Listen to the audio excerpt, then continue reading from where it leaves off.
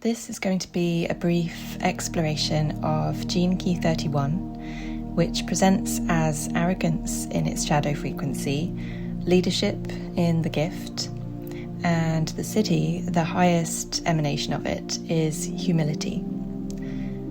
Whilst there's a lot more to this gene key than what I'm going to be summarising here, I hope it serves as a kind of introduction to it. If you're new to the gene keys and want to find out more, you might like to visit genekeys.com, where there are various free resources available. If you'd like some support in navigating your profile, I do offer one-to-one sessions, and you can check out the link in my bio to find out more and to get in touch. So, let's just take a few moments to pause before we take a look at gene key 31's shadow of arrogance, bringing to our minds our awareness of this particular human trait. It's interesting because we can see the shadow frequencies in the gene keys not as bad in and of themselves, even though we might judge them as bad, we might think of them in that way, but they're ways that humans evolved to survive in certain conditions in which survival was in question. And so the shadow mode is survival mode, if you will, or victim consciousness. And in certain periods in history in which societies were highly hierarchical, giving the impression that you were better than someone else might have been quite helpful, particularly perhaps in a contest for leadership when losing that contest could potentially be fatal. And I'm thinking at the moment about, in English history, we have the Wars of the Roses, in which royals of different branches of the family fought against one another for power. And if you didn't give off the impression that you were the better choice to be the monarch, I don't imagine many people would rally around to support your claim.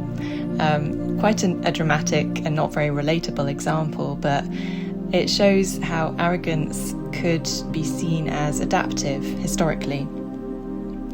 And looking at what arrogance is all about, it's really all about wearing a mask, the mask of superiority, or in fact inferiority in the case of the shadow frequency here, because whilst the reactive version of the shadow, gene key 31, has to do with appearing superior, the repressed version of it is about appearing inferior, so as not to be seen as being arrogant, when this would be a disadvantage socially.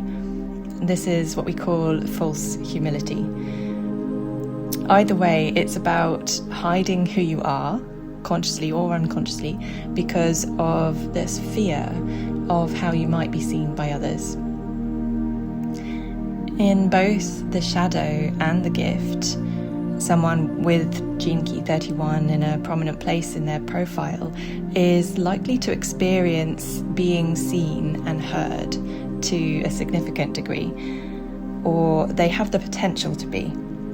These people can be quite magnetic, charismatic, and easily attract attention. And in the shadow version, we can imagine how this power can be used to manipulate people, because it's born from that fear and that survival mode.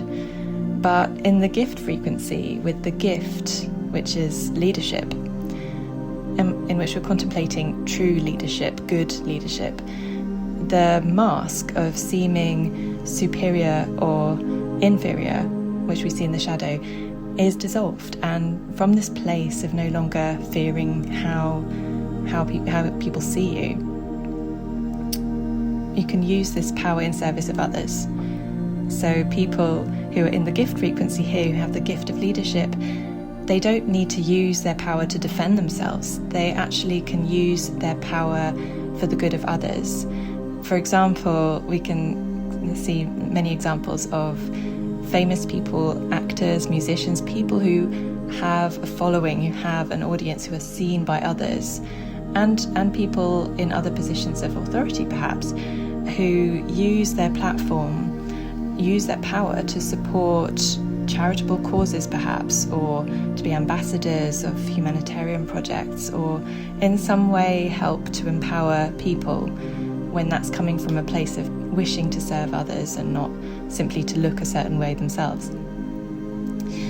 And now the highest emanation of this gene key, the siddhi, is humility. And this is nothing at all like the kind of false humility which is sometimes seen in the shadow. And it's certainly not about seeming or being inferior or less than in any way.